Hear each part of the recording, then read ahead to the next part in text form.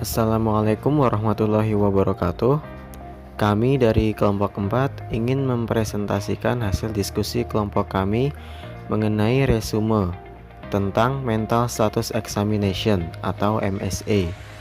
Sebelumnya perkenalkan, saya Nur Hidayatullah Adiwibowo yang akan menjadi narator dalam presentasi kali ini. Izinkan saya untuk memperkenalkan anggota kelompok kami. Yang pertama ada Habib Ahmad Hodori, kemudian ada Sheila Tiffany Devi, kemudian ada Alivia Syahrani, kemudian ada Elvida Rosa Almajida, dan yang terakhir ialah Bagus Wicaksono. Pada bagian pertama, kita akan membahas mengenai pendahuluan, yaitu mengenai pengertian dari MSA. MSA sendiri adalah evaluasi screening wawancara dari semua area penting dari fungsi emosional dan kognitif pasien dan sering ditambah dengan beberapa tes kognitif sederhana. Tujuan dari MSA sendiri ialah untuk menyediakan kerangka kerja dari evaluasi fungsi mental yang komprehensif yang meningkatkan objektivitas dan reliabilitas data serta diagnosis selanjutnya. Pendekatan standar dan komprehensif untuk MSA harus diimbangi dengan individualisasi yang diperlukan untuk membuat pasien merasa nyaman dan mengembangkan hubungan. MSA didasarkan pada pengamatan perilaku nonverbal dan verbal pasien dan mencakup deskripsi pasien tentang pengalaman subjektifnya. Yang pertama, kesan subjektif dapat menyebabkan diagnosis yang tidak reliable. Dan yang kedua, penting juga untuk menentukan perilaku yang mendasari interpretasi dan kesimpulan utama agar tidak menimbulkan diagnosis yang tidak reliable.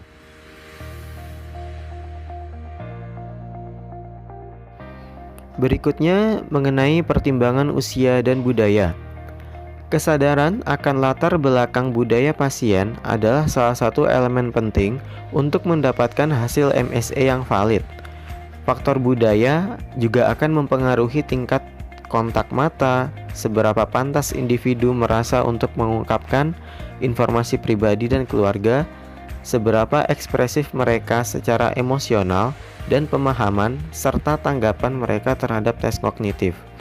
Seringkali perlu memodifikasi MSA untuk mengakomodasi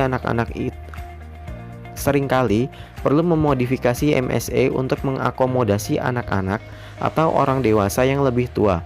Misalnya, perlu berbicara lebih lambat dan keras saat menilai pasien lanjut usia dan orang-orang dari berbagai latar belakang budaya, seperti menghormati adat istiadat budaya mereka.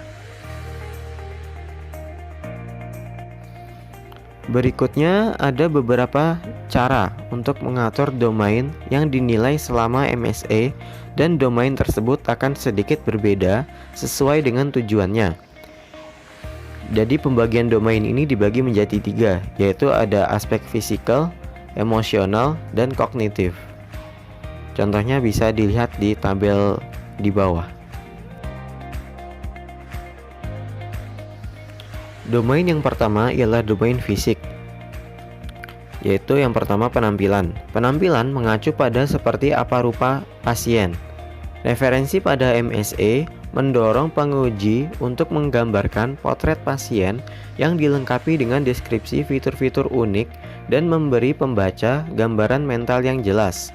Dokumentasi berfungsi sebagai evaluasi di masa mendatang apabila terdeteksi perubahan penampilan yang mungkin menjadi penyebab dari perubahan status kejiwaan.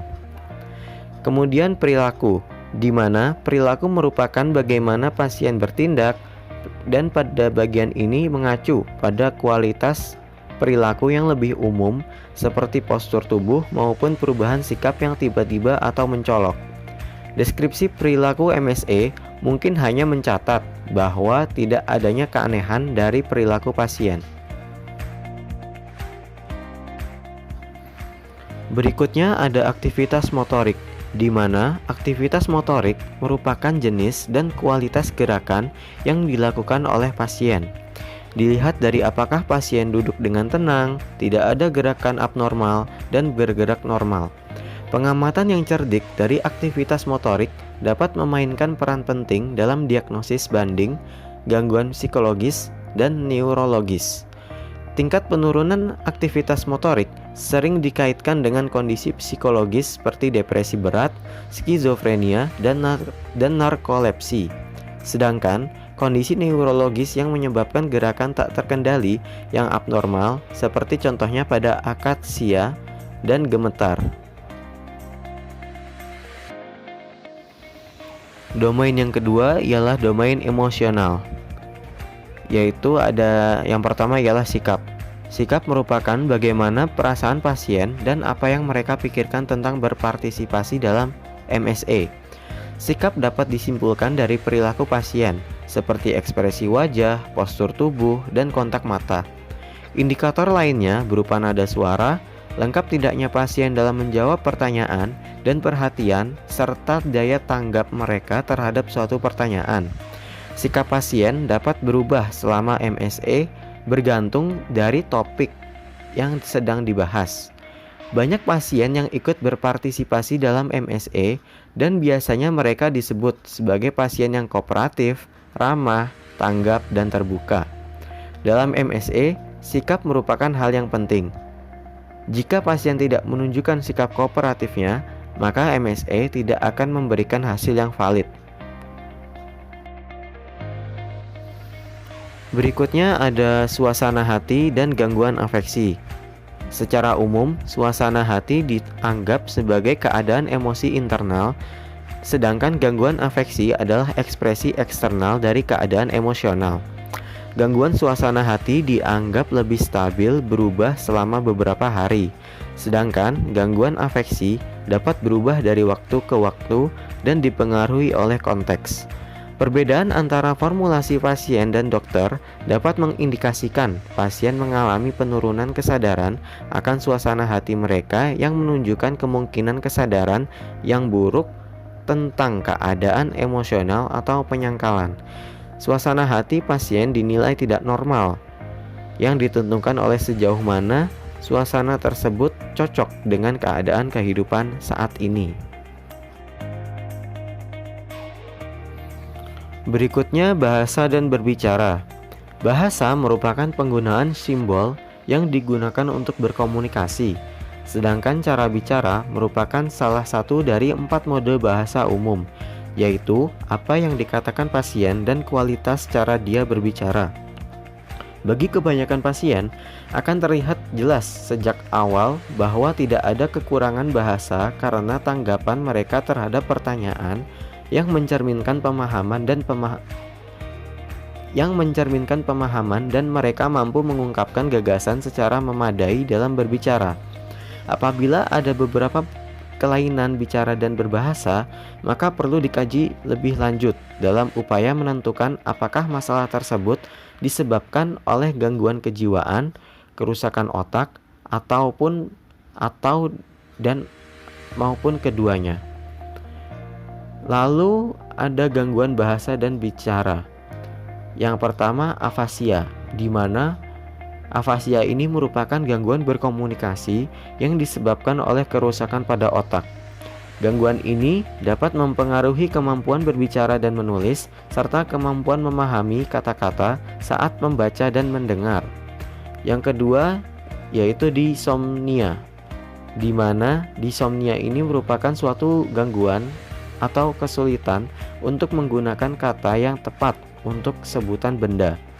Penyakit ini dapat mempengaruhi kemampuan berbicara dan menulis. Berikutnya, pikiran dan persepsi. Pikiran adalah dialog internal yang ada dan terjadi di benak pasien atau klien. Sedangkan persepsi adalah pengalaman sensorik pasien atau klien yang menginterpretasi kejadian dan keadaan eksternal.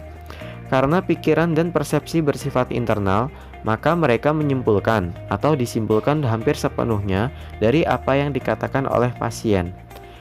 Selain itu, Dalam beberapa situasi, untuk menyimpulkan pemikiran dan persepsi pasien juga bisa dengan melihat dan menilai dari perilaku mereka. Kemudian persepsi ialah interpretasi pasien terhadap kejadian dan keadaan eksternal, dan sedangkan delusi adalah gangguan dalam interpretasi ini. Delusi merupakan keyakinan yang tetap dan salah yang tidak dapat dipertanggungjawabkan oleh budaya dan pendidikan pasien. Halusinasi adalah gangguan pengalaman indrawi di mana pasien memiliki persepsi yang dihasilkan secara internal dan bukan hasil masukan sensorik dari lingkungan. Seperti contohnya yaitu mendengar, melihat, merasakan, mencium sesuatu yang sebenarnya tidak ada. Berikutnya ialah wawasan dan penilaian. Wawasan yaitu kemampuan sejauh mana pasien menggali atau mengenali bahwa dia memiliki masalah, mengenali sifat dan berbagai elemen masalah, memahami bahwa masalah mewakili penyimpangan dari apa yang dianggap normal atau setidaknya diinginkan, memahami efek negatifnya, dan menerima kebutuhan untuk perawatan. Pada tingkat tertinggi, wawasan adalah penghargaan pasien tentang bagaimana kepribadian, persepsi, perilaku, dan pengalaman pada masa lalunya yang berinteraksi dengan keadaan sekarang sehingga menimbulkan masalah. Yang nanti pada akhirnya, penilaian wawasan berasal dari penilaian klinis yang sebagian besar didasarkan pada apa yang dikatakan pasien secara spontan dan dalam menanggapi pertanyaan mengenai area yang akan digunakan atau diuraikan. Domain yang ketiga ialah domain kognitif.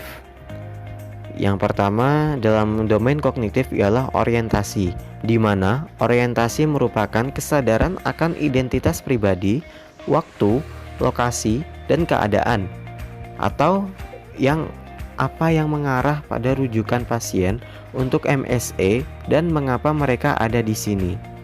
Disorientasi paling sering adalah tanda disfungsi otak.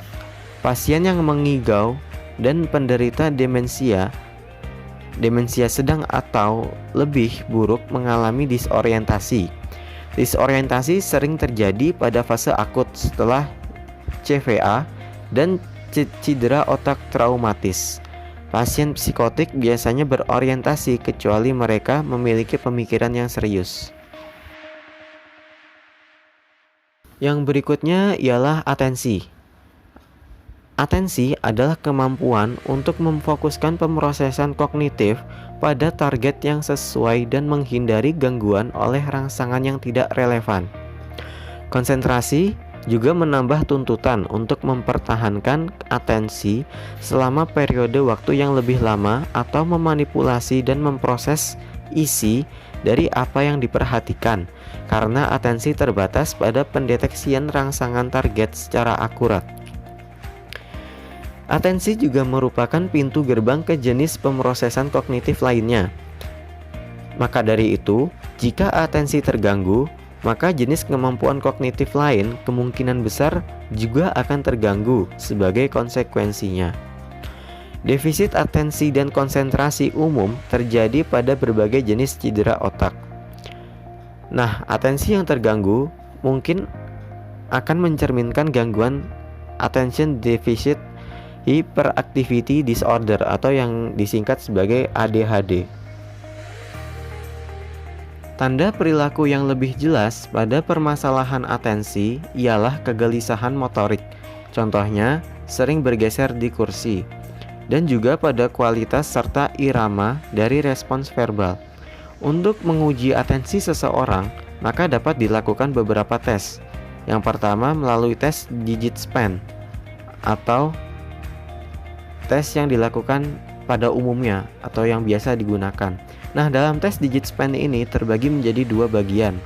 Yang pertama ialah digit span forward, yaitu tes untuk mengukur atensi. Dan yang kedua, digit span backward atau tes yang digunakan untuk mengukur konsentrasi.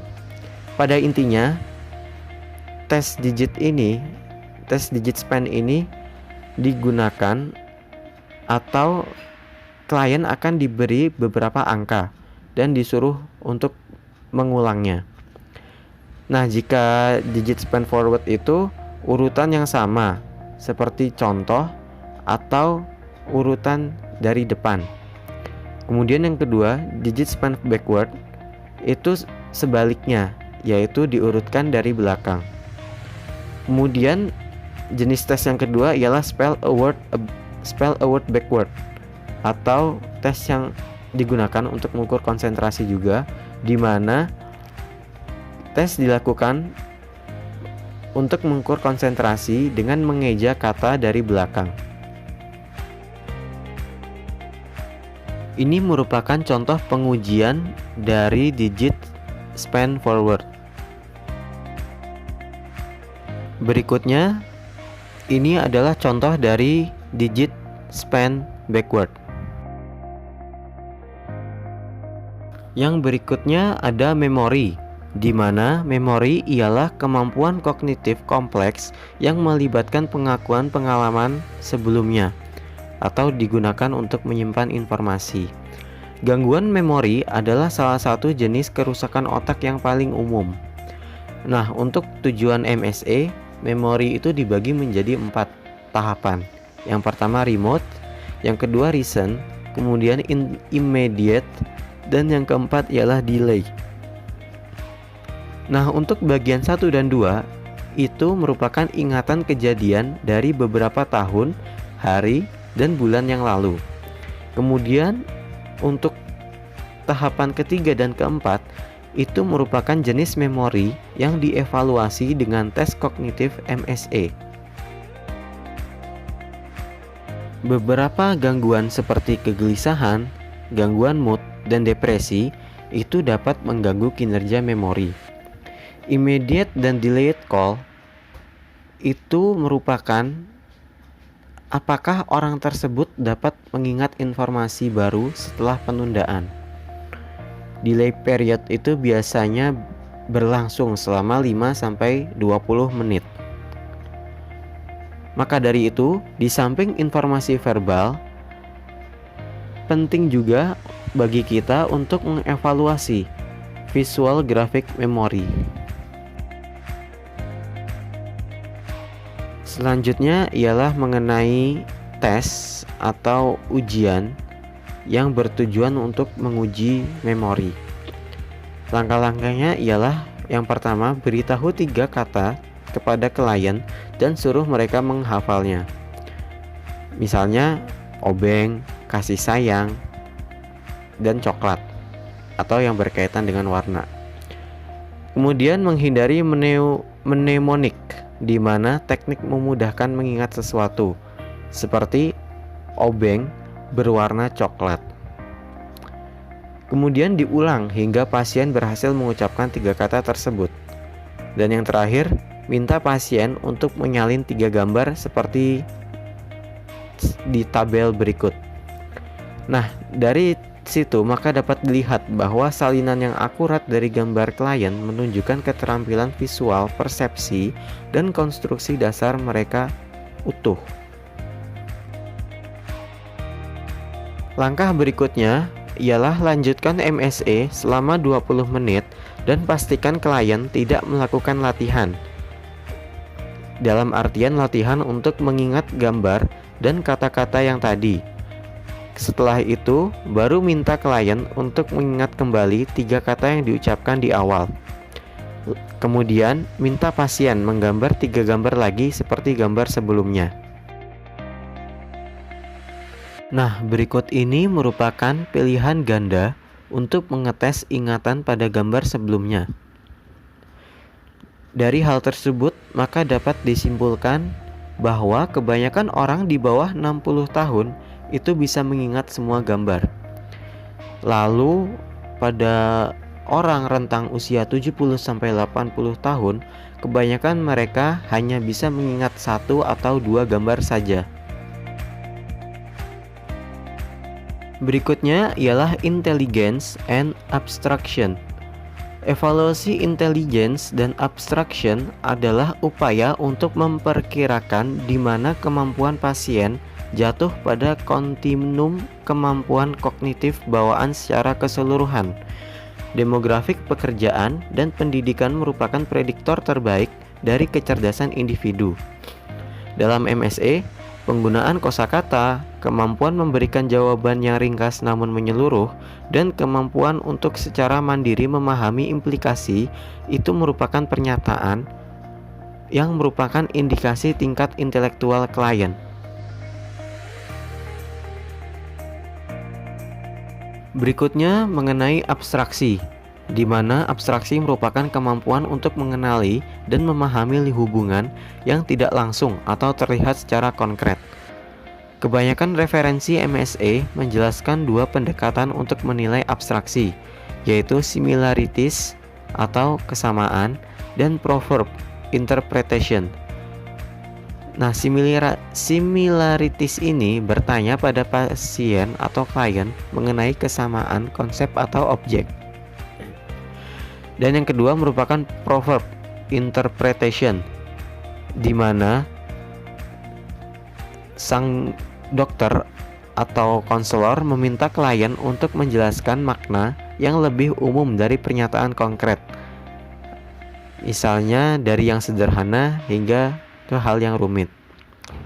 Kinerja yang buruk dari pasien dengan keterbatasan pendidikan dan kesuksesan pekerjaan terjadi karena kemampuan kognitif bawaan sederhana.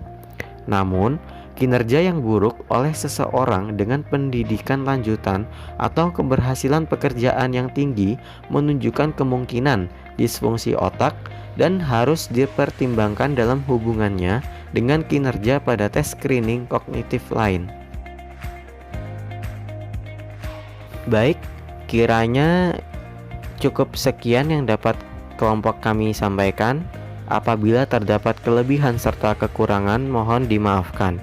Wabillahi taufiq wal hidayah. Wassalamualaikum warahmatullahi wabarakatuh.